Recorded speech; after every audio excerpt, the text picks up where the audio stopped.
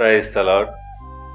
Morning పిల్లరా, మనము అనేకమైనటువంటి ఆలోచనలు, తలంపులు కలిగి వాటి నెరవేర్పు కోసము ఎంతగానో మనము ప్రయాసపడుతుంటాము, శ్రమ పడుతుంటాము.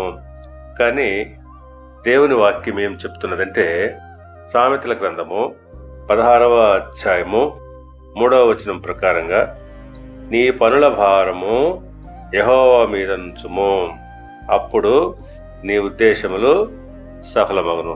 అవును, మన పనుల భారం అంతా కూడా యెహోవా మీద పెట్టాలి. ఎప్పుడైతే మన యొక్క ఆలోచనలు, మన తలంపులు ఇవన్నీ కూడా దేవుని యొద్ద ఉంచి ఆయన పైన మనం ఆధారపడినప్పుడు తప్పకుండా ఆయన మన ఉద్దేశాలని సఫలపరుస్తాడు.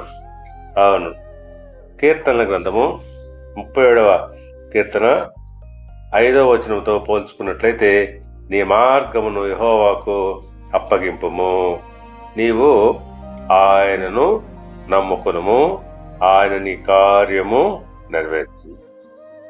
నీ మార్గము అనగా మనం ఏదైతే తలస్తున్నామో ఆ తలంపులన్నీ కూడా యెహోవాకు అప్పచెప్పాలి.